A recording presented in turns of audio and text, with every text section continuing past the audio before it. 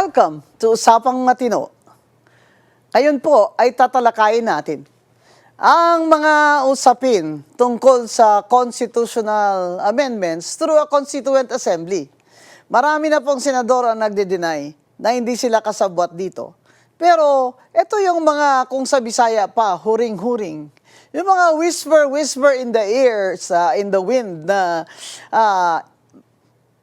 parang ito ang plan B ng BBM gang para hindi manalo si VP Sara sa 2028.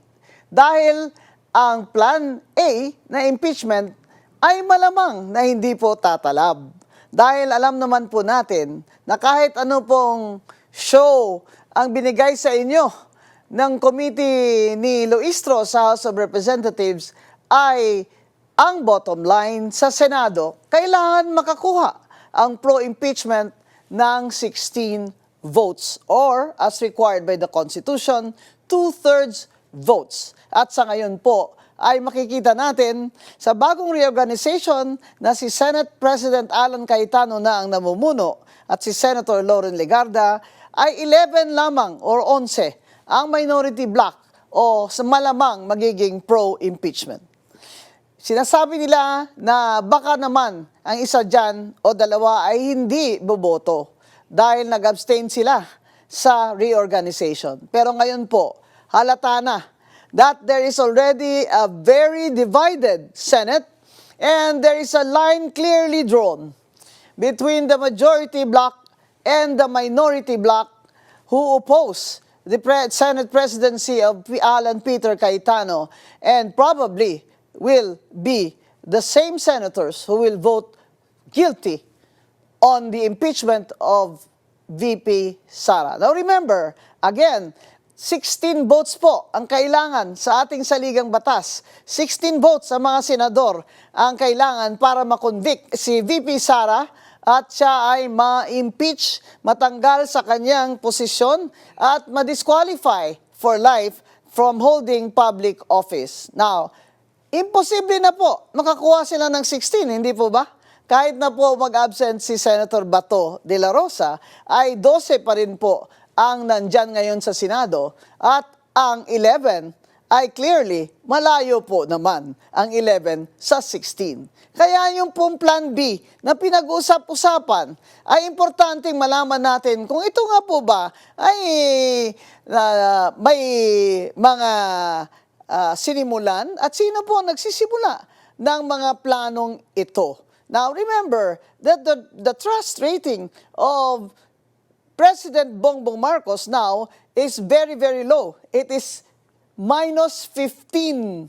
This is the lowest satisfaction or survey ng presidente ng Pilipinas ever na ito yung pinakamababa. -15 sa social weather station ang survey ni President Bongbong Marcos. At lahat po ito ay dahil hindi po niya nasusolve ang mga malalaking problema na ating hinaharap. Number 1, walang nakukulong na malalaking isda o mastermind sa flood control ghost projects. Pangalawa, hindi niya nasusolve yung unemployment problem natin na halos 3 million na ng Pilipino ay walang trabaho. Number 3, ang inflation rate ay napakataas at ayon sa survey ay more than half na ng mga Pilipino ang nakaranas ng gutom.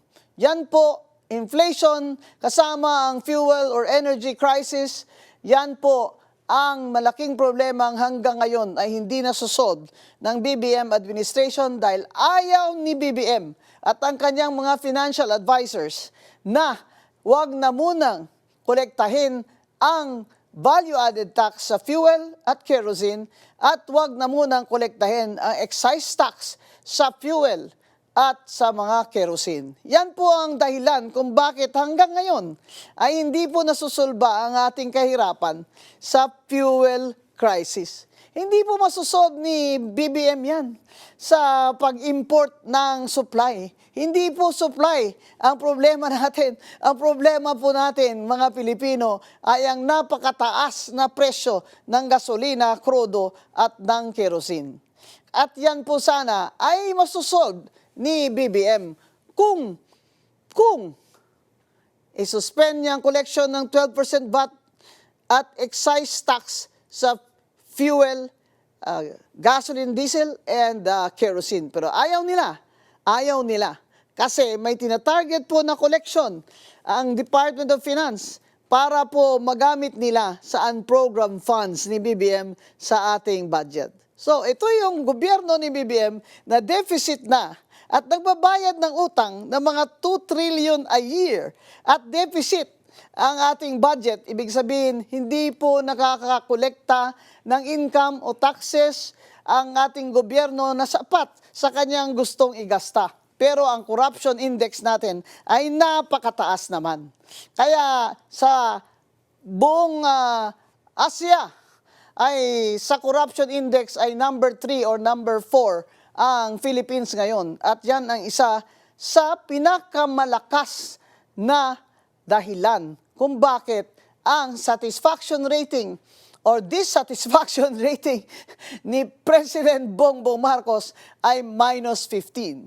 Ngayon, dahil alam na rin natin, na hindi nila kaya kumuha ng 16 votes to impeach Vice President Sara Duterte sa Senado, ay kaya po may mga bulong-bulungan na binulgar o nilagay na sa labas, isinawalat na ni Senator Amy Marcos ang Plan B ng BBM gang, which is to amend the Constitution para mag-extend ng term si BBM at extend ng term ang mga congressmen at senador at as a result, wala ng eleksyon sa 2028.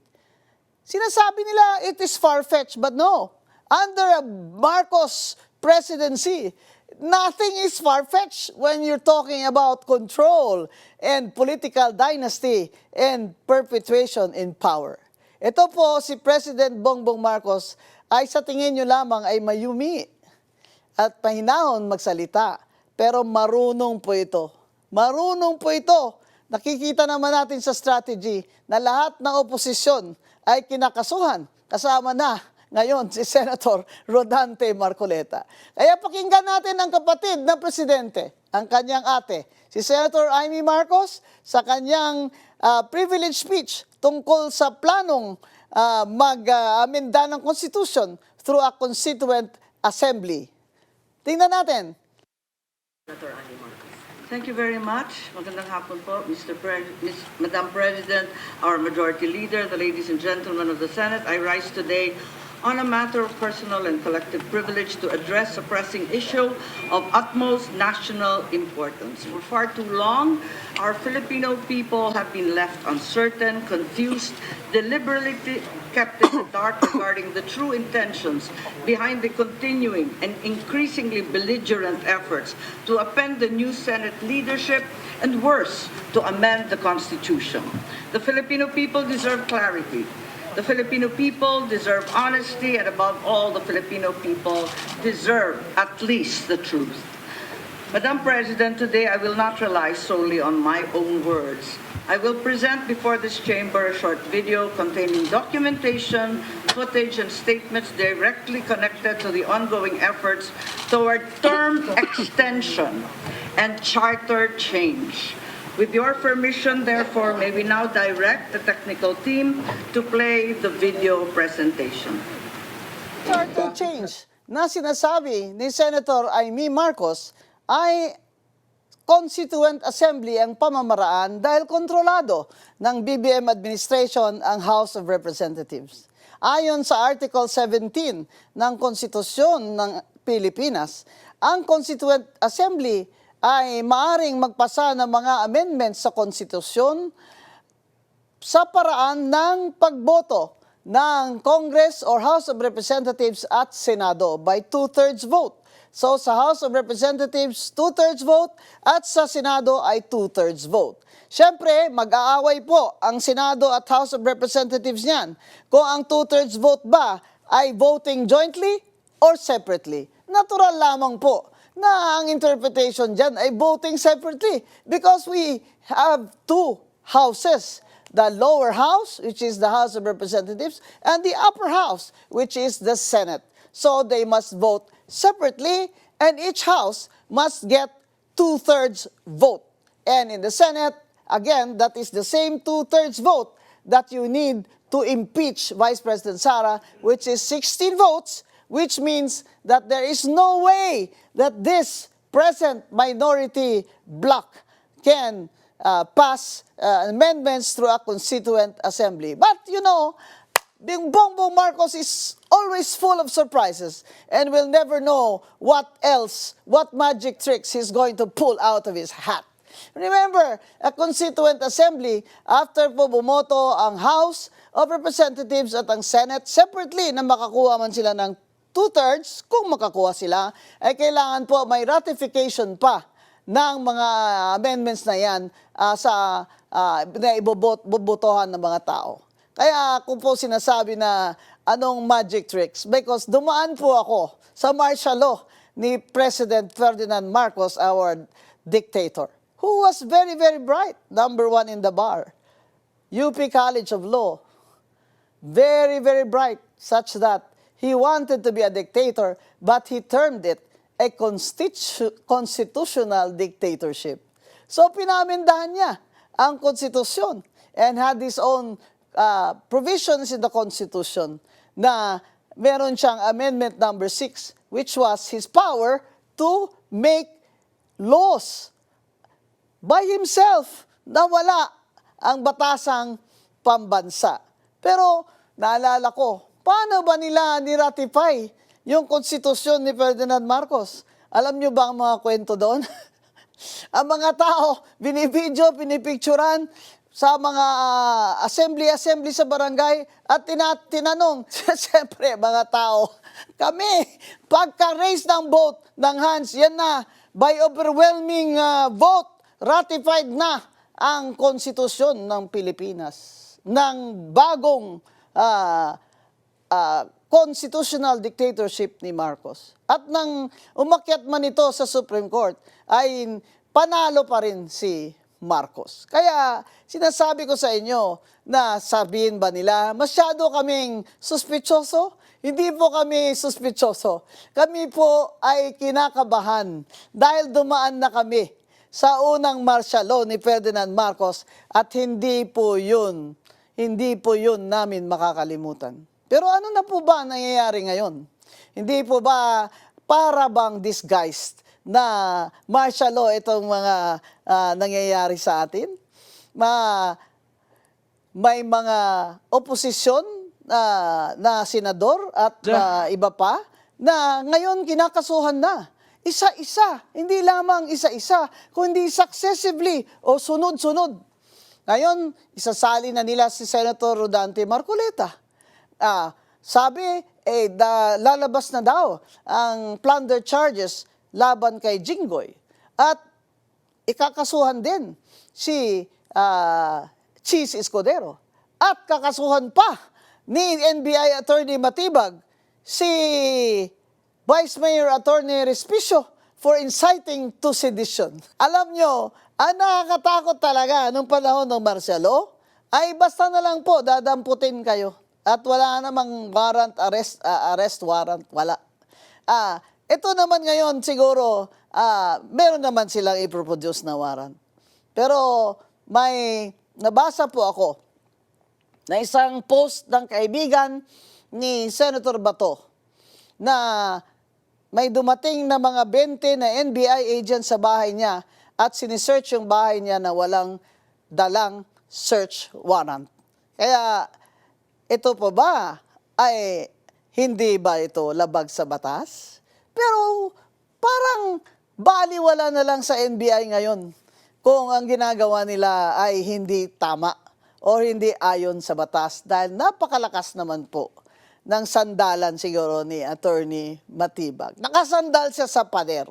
Ang kinatatakutan po natin ngayon ay yung persecution, hindi lamang doon, kung hindi yung parang pananakot na sa mga citizens na tumututol dito sa pamaraan ng BBM administration. Kaya ang freedom of speech po ay napakahalaga sa ating lahat, na ito ay hindi dapat makapture o masakop ng administrasyon by co-opting the owners of media companies. Kaya po maganda na meron tayong social media kung saan ay kanya-kanya tayo publish ng ating mga opinion at wala pong makapagdikta sa atin na management at wala pong magpa-prior restraint sa ating mga sasabihin dahil yan po ay karapatan natin ayon sa ating konstitusyon, ang freedom of speech and expression. Balik po tayo doon sa pahayag ni Senator Amy Marcos. At bakit po niya nasabi na itong Plan B ng BBM gang ay is already in place, na ito'y gagawin nila through a constituent assembly. Napanayam po namin si Mr. Lito Banayo na dating chairman ng ating Manila Economic and Cultural Office sa Taiwan. Isa po siyang batikan na political strategist at political analyst. At nakatulong na po siya sa 7 kandidatong pagka-presidente. Sa 7 yun, 4 po ang nanalo. Kaya at tingin ko may karapatan ito si Lito Banayo. And I know him personally, na hindi po siya nagsisinungaling. At nung napanayam po namin siya, ay sinabi niya na ito po yung mga nakausap niya. Si Senator Lacson, si Senate President Soto, ito po yung mga nakausap niya at pinag-usapan nila ang pag-aminda sa Constitution through a Constituent Assembly. Dahil po nung una, galit na po yung ilang senador niyan na bakit po sila binibintangan. Pero kung makita natin sa mga footage ng Senado, ay inamin naman po ni Senator Ping Lacson na nandun siya sa meeting na yon na pinag-usapan ang Constituent Assembly. Pakinggan natin, panoorin natin si Mr. Lito Banayo. Pagpasok ko dun sa Soler, nandun yung mga security ni Senate President. At that time, Senate President pa si Tito Soto. Akala siguro, sabi niya, kasali ako doon sa meeting. Kasi nga, lagi naman kami magkasama. Sir, dito ho. Pumasok naman siya. Pagpasok niya doon, sabi niya, ang nakita niya, si Speaker Bogie D, kasama si Deputy Speaker Ferdinand Hernandez, si Senate President Tito Soto, at yung Secretary of the Senate, si Dong Mendoza. Meron pa raw isang tao pero hindi naman niya kilala kung sino. So hindi niya sinabi sa amin kung sino. Tapos sinabi niya, ang pinag-uusapan nila, yun nga, Constituent Assembly to revise or amend the Constitution. No? Tapos, sabi niya, ang plano daw, ang proposal daw is to elect senators by region. So, sabi niya, pinag-uusapan nga kung 2 o 3 per region. So, since we have 18 administrative regions, sabi niya, 36 ang, kung 2, or 3 each, magiging, 54. Nagsabi pa nga daw si Senate President Soto na, pero paano naman yung baka hindi pumayag ang tao niyan kasi may mga regions na maliit, may mga regions na malaki, pareho ng NCR. Maraming population, di ba? Hindi naman daw inano yun. Tapos, the next issue na pinag-usapan is, sinabi daw ni sinabi daw nung mga participants, kung magre-regionalize tayo ng Senate, regional election ng Senate, term extension na lang natin yung mga congressmen at saka yung mga senador na term limited na by 2028 or up for re-election in 2028. Nung tinawagan siya ni Senator Amy Marcos to confirm kung totoo ba na nandun siya sa meeting, ay hindi niya sinabi kay Amy kung sino ang mga naroon. Pero nung later, ay inamin naman ni Senator Ping Lacson. At inamin din ni Senate President Soto. Pero nag-aalboruto si Senator Kiko Pangilinan at si Senator Zubiri dahil hindi po sila, sabi nila, kasali dyan sa mga meeting at mga sabing plano na yan na amindahin ang konstitusyon. Galit na galit po si Senator Zubiri dahil naniniwala naman ako na hindi naman siguro niya gagawin yun. Kasi kilala ko naman siya personal, parang hindi naman siya papayag doon. But we'll never know. As I said, under the BBM administration, we'll never know what magic tricks BBM and his gang will pull out of his hat. But look at Senator Kiko Pangilinan. Galit na galit. I have never seen him so angry. And in this week alone, he was angry 2 times. 2 times. Galit siya, sigaw siya kay Senator Robin Padilla na muntik na magsuntukan doon. Tapos ngayon, sigaw na naman siya to object na hindi siya kasali dyan kung totoo man yan. At in fact, I saw that he was objecting, talking loudly at the same time as Senator Ping Lacson was speaking, such that Senate President Loren Legarda had to caution him and assure him that she will never do that to him, that she will never deprive him of his time or his turn to speak. It was the manifestation of the presiding officer, the Madam Chairperson, that after Senator Lacson, I be allowed to speak, Mr. President. Are we now curtailing my right to speak, Mr. President? Madam Chair, We are can I not able answer to that? ask questions as to why we are amending the rules. We are not able to ask questions as to who they wish, Madam Chair, may I answer? who will benefit from the amendment to the rules. For the Is this kind rule, Mr. information President? of Is this the- rule, Mr. President? For I was Senator about to Bato, who is not recognize here, Senator we would Pangilinan. like to raise these valid questions, Mr. President, before we go into a vote, Mr. Madam President. Chair. Yes, These, Madam we should not be. How can our- the presiding officer recognize Senator Pangilinan? Please know that I would never curtail your right to speak.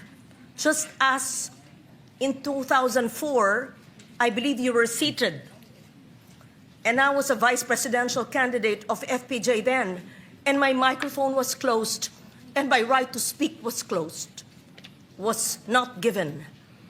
I remember that time now, and the word noted was said to me. That will not happen now. I will not do that to you. And I'm not curtailing your right to speak, Senator Pangilinan, except that you were speaking at the same time. And I was about to recognize you because Senator Lacson had the floor.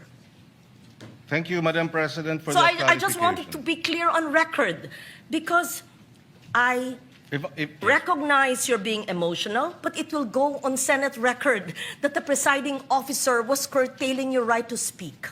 I would never do that, and I would not do what I experienced in 2004 in the House of Representatives in the canvassing of the votes then. Mr. President. Thank you.